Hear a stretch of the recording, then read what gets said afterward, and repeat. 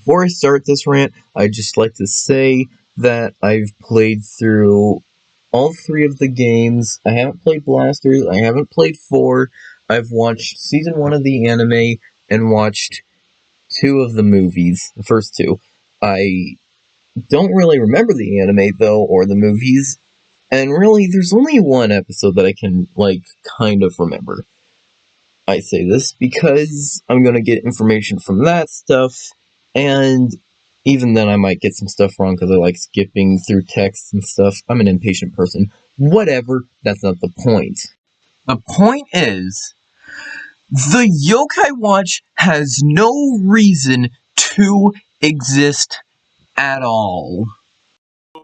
The Yokai Watch is an item that lets you see and summon yokai to help you do your yokai needs, and it's mostly used by Nate and Haley since that they're the only 2 Yokai Watch users that, use Yokai Watches.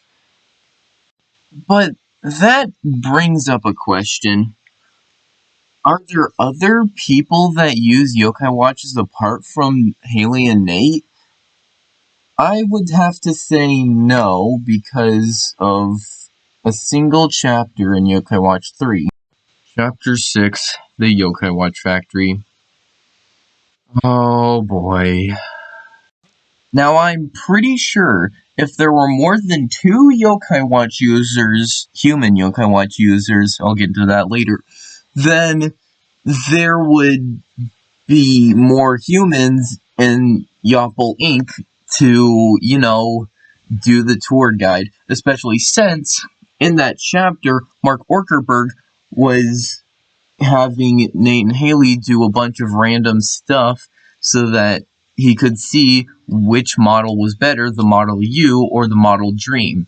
So, I've come to the conclusion that the only 2 Yokai Watch users are Haley and Nate, and so why is there an entire factory mass-producing Yokai Watches for only 2 people to use?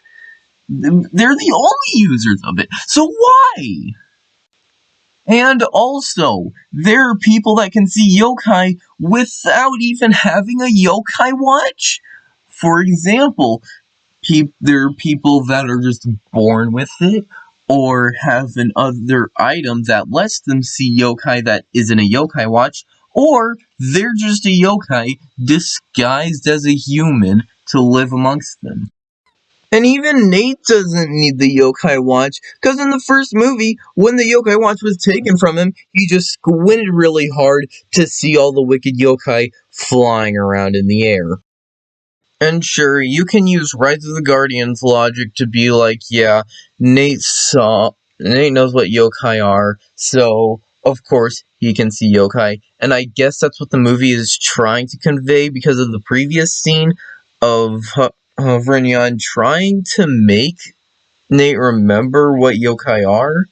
Apart from that, you don't even need a yokai watch to see yokai. You just need the glass that lets you see yokai. And Deanna Gately is an example of that because her glasses are literally the yokai watch lens. One final thing that bothers me.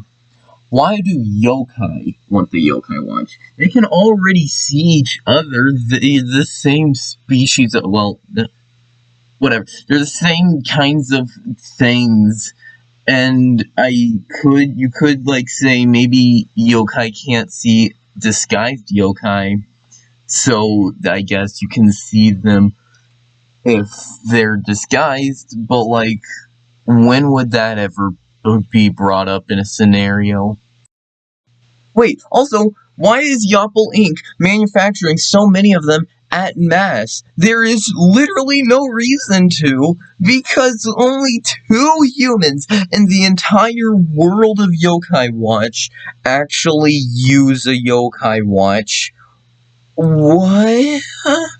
I would get it if there was some use for any human or yokai to use them, but so many are being made, and I don't understand why why there's so many if they aren't used for their primary purpose. Mark Orkerberg is a great name for him because he's spending so much money on something that is used by literally nobody. Apart from combat and battle boards, yokai watches are completely useless, and there are way too many of them. Thanks for coming to my TED Talk.